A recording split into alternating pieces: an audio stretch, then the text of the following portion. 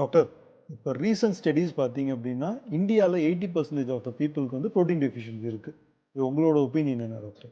நம்மளுடைய டயட் வந்து பொதுவாக நம்ம எல்லாருமே சாப்பிட்றதுன்னு பார்த்தீங்கன்னா மோஸ்ட் ஆஃப் த டைம் நம்ம ரைஸ் மட்டும் தான் எடுத்துப்போம். ஸோ கிரெயின் பேஸ்டாக தான் இருக்கும். ஸோ அதனால் அதோடைய அவைலபிலிட்டி அதிகமாக இருக்கிறதுனால நம்ம வந்து we tend to eat more of carbohydrates. So ஒரு ப்ரோட்டீன்னு நீங்கள் பார்க்கும்போது எப்படி இதை பார்க்குறோன்னா இது வந்து மேக்ரோ நியூட்ரியன்ட்னு சொல்லுவோம். மேக்ரோ நியூட்ரியன்ட் அப்படின்னா உங்களுடைய டோட்டல் கேலரியில் எவ்வளோ கார்போஹைட்ரேட்ஸ்லேருந்து வருது, எவ்வளோ ப்ரோட்டீன்லேருந்து வருது அப்படிங்கிறத கால்குலேட் பண்ணுவாங்க. ஸோ அந்த ப்ரோட்டீனுடைய பர்சன்டேஜ் நீங்கள் வந்து ஒரு 40% கிட்ட வச்சுருந்தீங்கன்னா உங்கள் டோட்டல் கேலரி வந்து அரௌண்ட் ஒரு 40% வந்து ப்ரோட்டீன்லேருந்து வருதுன்னா உங்கள் டயட் வந்து கொஞ்சம் பேலன்ஸ்டாக இருக்குன்னு அர்த்தம். அப்படி இல்லை, அந்த ப்ரோட்டீனுடைய contribution to the total calorie கம்மியாக இருக்குது அப்படின்னா அதில் வந்து அந்த ப்ரோட்டீன் எனர்ஜி ரேஷியோ அப்படின்னு சொல்கிறதுல அதோடைய கட் ஆஃப்க்கு கீழே வந்துடும். ஸோ அந்த ஸ்டடியில் வந்து அந்த ப்ரோட்டீன் எனர்ஜி ரேஷியோ தான் பார்த்துருக்காங்க.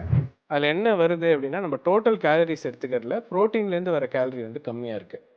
இதனால என்னென்ன ப்ராப்ளம்ஸ் ஏற்படலாம் அப்படின்னா நமக்கு மெட்டபாலிக் சிண்ட்ரோம் அப்படிங்கிற அந்த டயபெட்டிஸ் ஏற்படுறது, நமக்கு வந்து கொஞ்சம் ஓவராக ஃபேட் போடுறது, அதே மாதிரி இன்ஃப்ளமேட்டரி ப்ராப்ளம்ஸ் வருது, இதெல்லாம் வரலாம். ஸோ அதனால நம்ம இந்தியன் டைப் ஆஃப் டயட்டில் ஒரு சில மாடிஃபிகேஷன்ஸ் மட்டும் நம்ம பண்ணோன்னா அது சரியாயிக்கும்.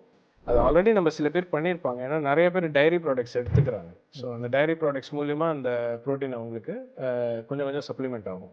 இதை தவிர நம்ம இதை பற்றி அவேர்னஸ் வர we can add more things to it.